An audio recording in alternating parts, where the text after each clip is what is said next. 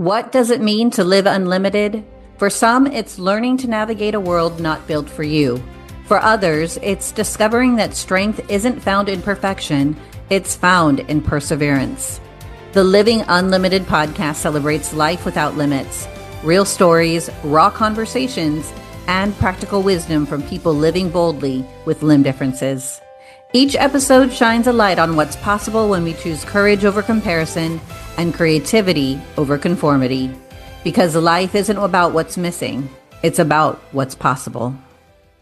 Welcome back. Thank you for joining Jessica Cox and myself, Pauline Victoria.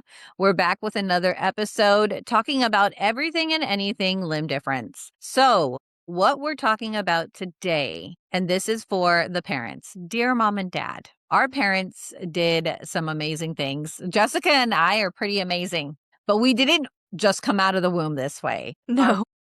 Had a huge impact in shaping who we were. So we're going to talk about what did our parents do for us and with us that allowed us to become the amazing humans we are today. So Jessica, are you ready to dive into what did mom and dad do for you? Yes. Something caught my eye in your just background right there. It's literally a saying that says blessed. And so appropriate that caught my eye just now because I feel blessed in the sense that I have the right parents. Parents really struggle to parent children with limb differences. And I want those parents out there listening to really recognize that you have what it takes to remember you've got this. Nothing's going to be perfect. No one's perfect, but we're going to give you a couple pointers here and there. And just because we know what our parents did right and maybe what they could have done better, and no one's perfect, but we want to share what helped us out in our development and what helped and what was something that really did bring comfort to us.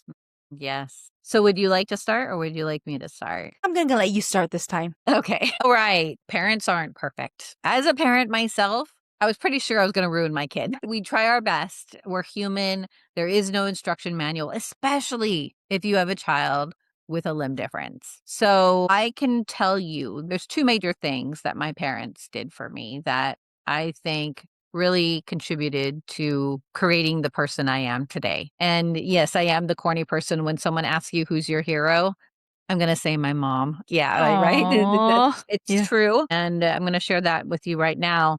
One of the first things, and we shared this on a previous episode, was that my mom and dad really created this foundation of faith for me by responding to their firstborn child being born without limbs with a resound, thy will be done. So that surrender, the strength in surrender was one of the beautiful gifts that my parents gave me. And they had to practice it themselves. One of the things as parents is like, do as I say, not as I do.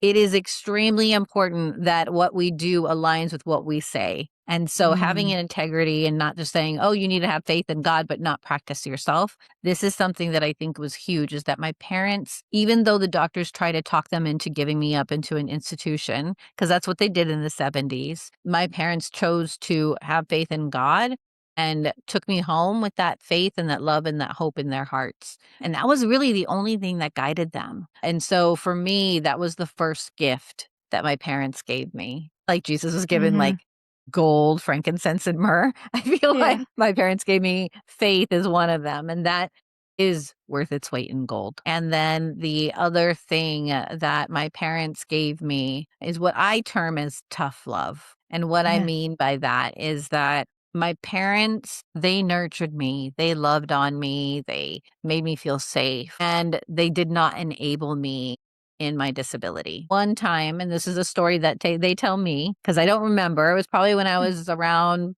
between 12 and 18 months. And your kid is sitting up. Maybe it was younger. I don't know. But I can't remember when kids learn to sit up. But my parents knew by this time my fusses, and I was fussing because I wanted to sit up. I was laying on the floor, and my mom starts coming toward me to sit me up, and my father grabs her hand and says, wait, let's just see what she can do. And what this beautiful thing that they did was they gave me the space to get frustrated and throw a temper tantrum and get angry and not help me.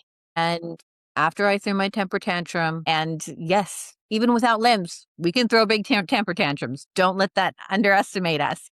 But they said that I eventually rolled over to the wall and I started using my head and my neck to inch my way up the wall to sit up for the first time by myself. And that was such a gift because I know as a parent myself what it requires to watch your child suffer. We just Mhm. want to make everything okay for our kids and help them out. But my parents gave me this gift of allowing me to be comfortable in the uncomfortable, in the messy, in the uncertainty. There was nothing that they didn't coach me like, let's roll over to the wall and let's try using your head. They didn't know how to help me learn to sit up. I had to figure it out on my own, but they created the safe space to allow me to work through the messiness in order to figure out what I was capable of. That's beautiful. Wow. I would want So that to be imparted on so many parents, what you just said. what that did for me as I got older is it had to translate to me. It allowed me to take risks and opportunities that were uncomfortable. And I didn't have the answer and uncertainty and messy. And I was okay with walking through that discomfort because yes, through the tough love they gave me, but really what did they that do is it helped me know that I'm capable and I could trust myself to figure it out. And so I carried that on as an adult. So beautiful, so true. That validation, because children want to be validated, and that messaging they gave you that you are capable. While the world sees that you don't have arms or legs and may think differently, your parents ultimately what they believe matters more, and their belief in you. Wow, I want to meet your parents one day. I really do. There's those seems like special people, and it's not easy, like you're saying, to be parents trying to create your own way. There's no like set of steps that you can do for raising a child with a little difference. You just kind of have to learn as you go and glean from others. And what great examples. I think your parents need to teach some seminars as well, perhaps out there for those parents because it's great. I know when I was born, it wasn't so much the physicality of being born without arms, because as I mentioned, I learned to use my feet naturally.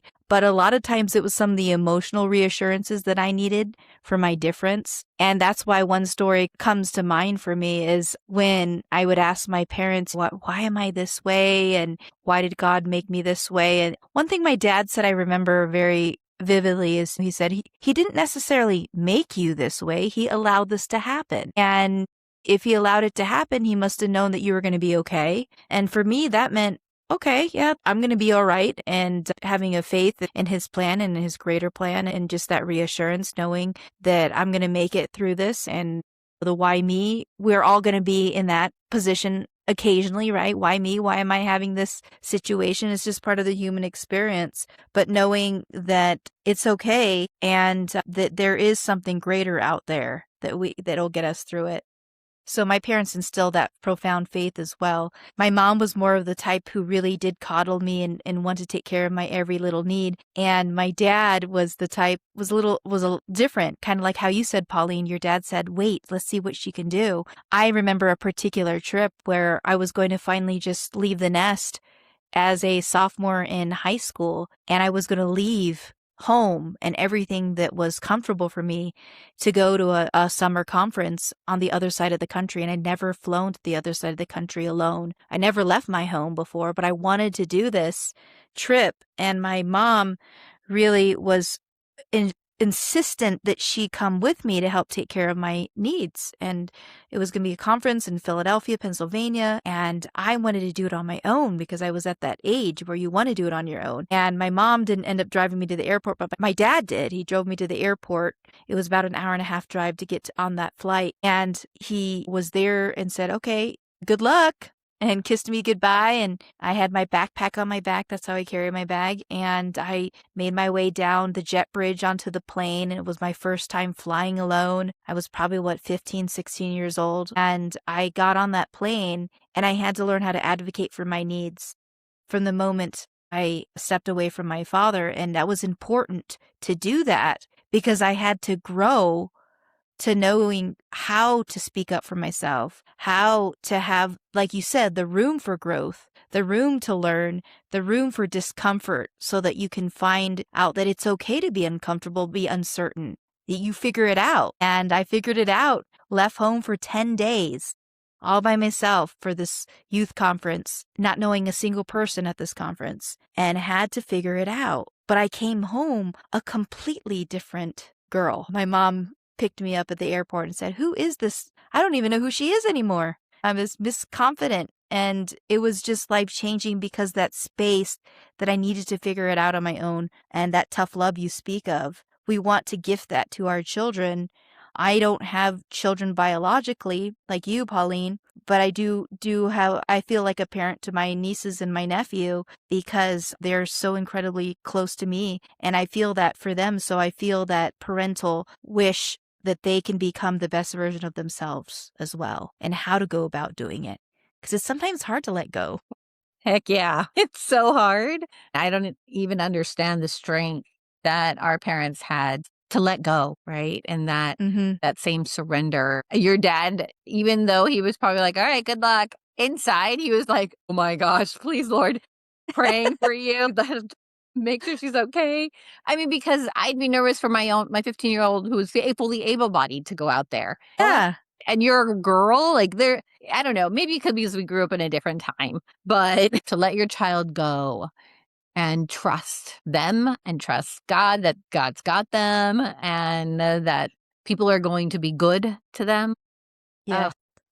That's so probably much. even harder. Yes. How is the world gonna treat my baby? And we did talk about confidence in one of the first few episodes. So if you didn't already, go back and listen to that because lots of great nuggets of wisdom and gold there. But confidence comes with action, and it does require us to be able to go through it in order to build that confidence in us. And so, one of the things that I want to remind parents is that you can't do the work for them. If they're going Mhm. to be courageous and confident and contributing members of society, you have to create the space and let go and allow them to go experience it for themselves.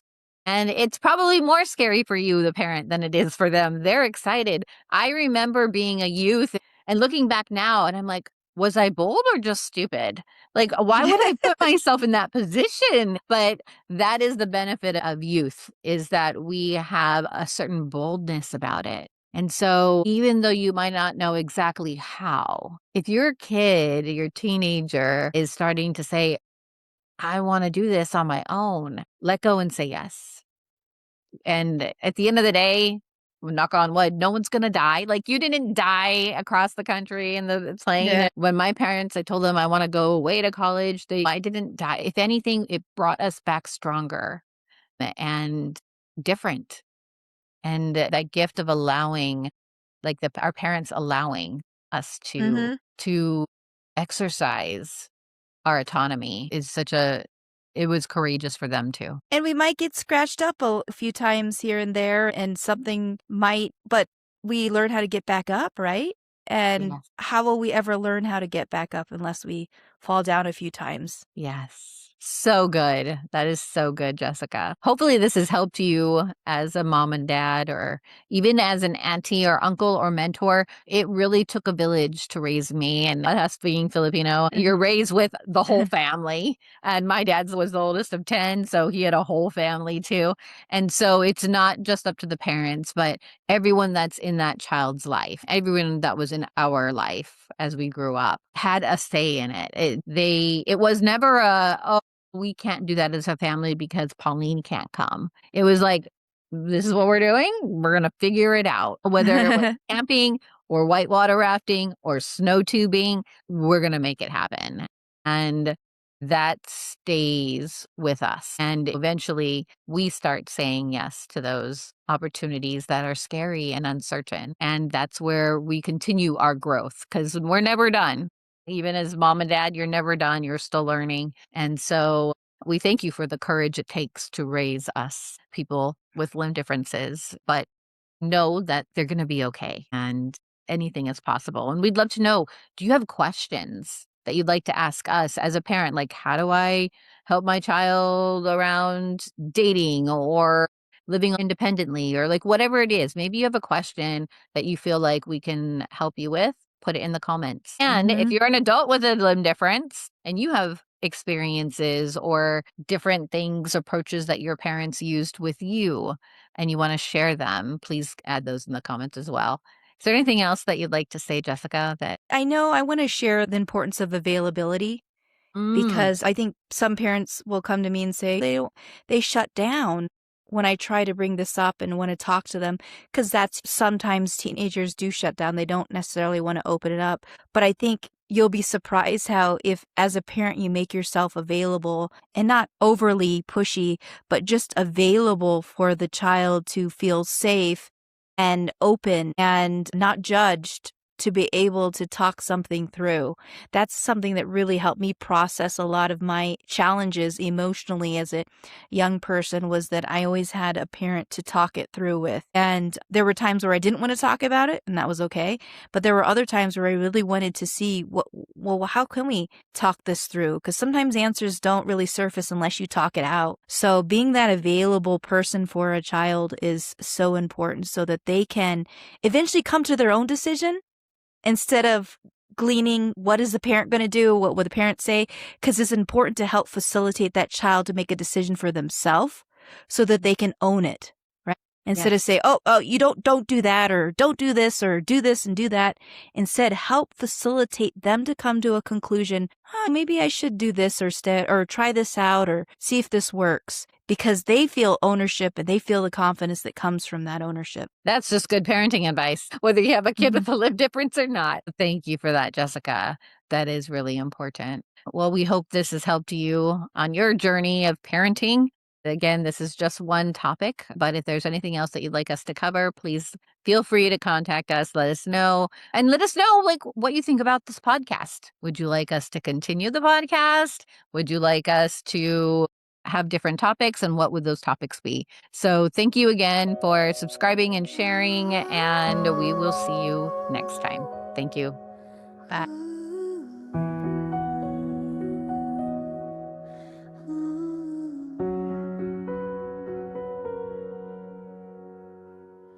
They said there's only one way to live, but we were born to redefine it.